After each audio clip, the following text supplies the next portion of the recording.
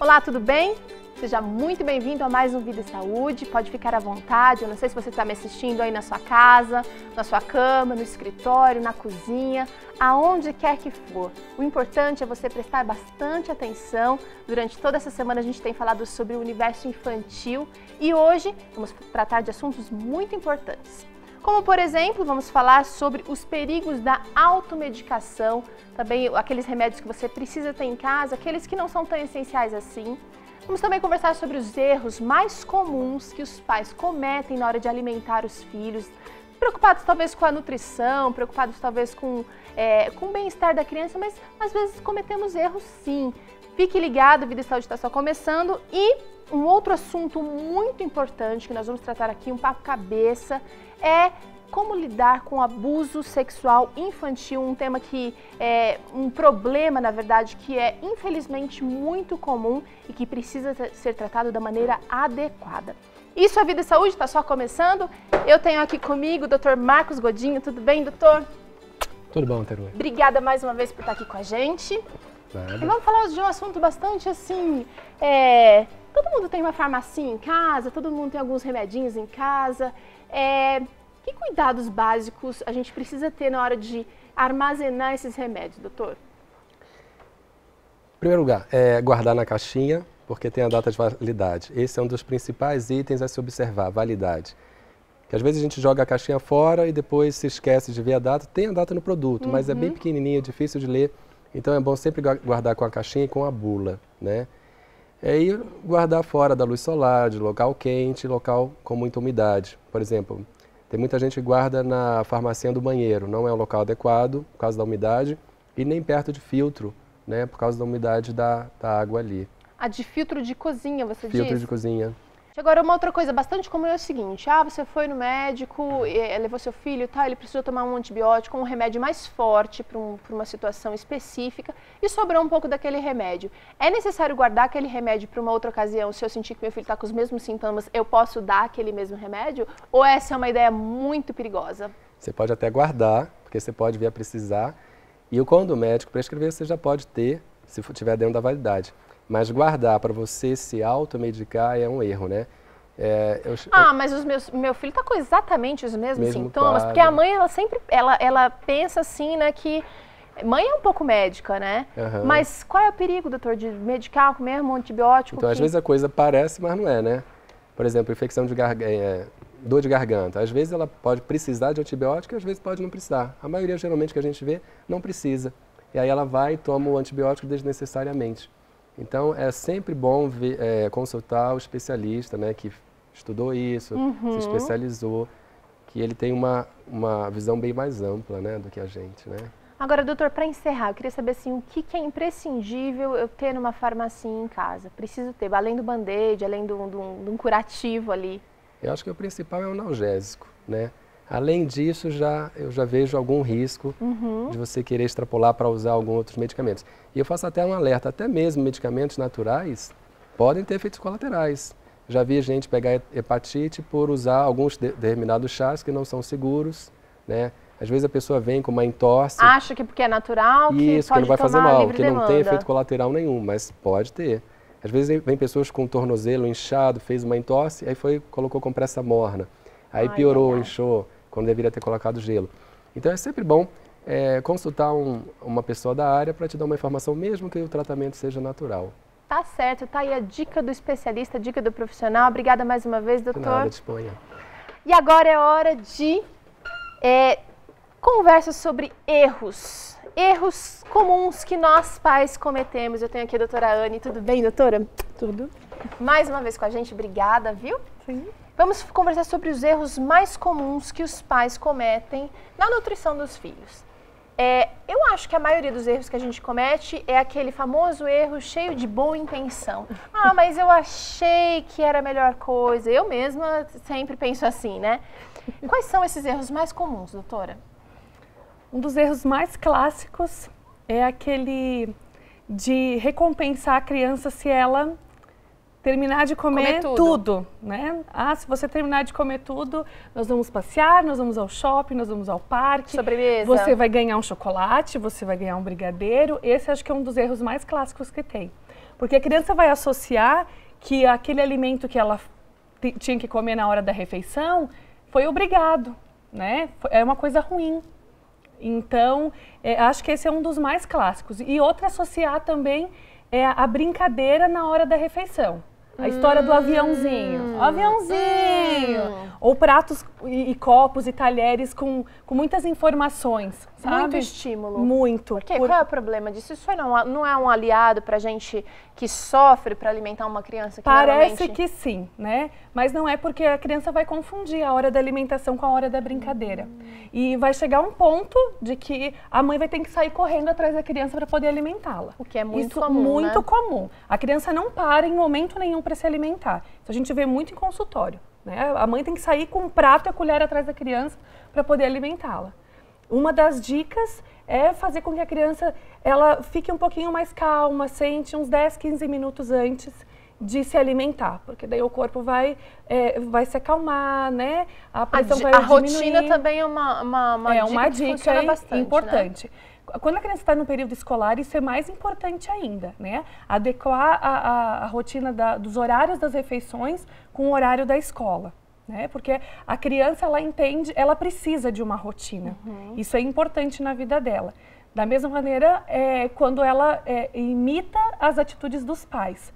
E isso, inclusive, também na mesa. Né? Ela precisa, se a criança tem que comer alface, a mãe e o pai também têm que comer alface. Porque senão a criança vai ver, eu tenho que comer alface e meu pai e minha mãe não comem alface. Então, será que essa história de falar assim, mas você precisa comer tal coisa e a mãe e o pai não comem, isso é um outro erro, então? Exatamente. Os pais, se eles querem que a criança tenha uma alimentação mais saudável, eles precisam inserir isso na alimentação deles. A família toda reunida comendo os mesmos alimentos.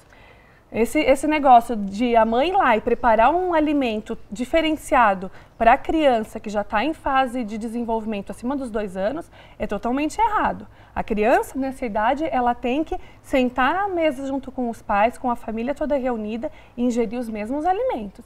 Né? E se a criança não quer comer, doutora? Porque é muito comum, às vezes a criança não quer comer isso aqui agora. O que o pai deve fazer? Por exemplo, isso acontece muito na hora do almoço ou da janta, né? A mãe preparou com todo o carinho, né? Ela aprendeu, foi no consultório, foi nutricionista, entrou no blog do Vida Saúde, pegou a receita. E ela aprendeu que nós temos que fazer um prato colorido, né? Com folhas, com legumes, com cereais. E tá tudo lindo e maravilhoso e a criança não quer comer. Não, que eu não quero comer. E eles inventam que não estão com fome, né? Não estão com fome, sei o quê. Tudo bem. A intenção dos pais é sempre as melhores, né? Só que o que vai acontecer depois de umas 2 horas? Ela não comeu. Ela vai sentir fome, isso é natural. E o que a mãe e o pai faz? Fica com dó. Aí entra aí o biscoito, entra aí uma mamadeira. Uma fruta que seja, mas ou que até não estava uma no fruta, esquema. exatamente. Não tem problema da fruta. Só que a fruta não é a refeição principal. Né? Então não dá para trocar um prato de arroz e feijão por uma fruta só porque é saudável. Exatamente, né? Porque ela vai ter deficiência de nutrientes. É claro que existem as exceções. Se uma criança tá indisposta, tá doente, não, aí é outro caso. Nós estamos falando no caso de uma criança saudável, sem problema de saúde nenhum. Tá. Aí no caso, o que a mãe faria?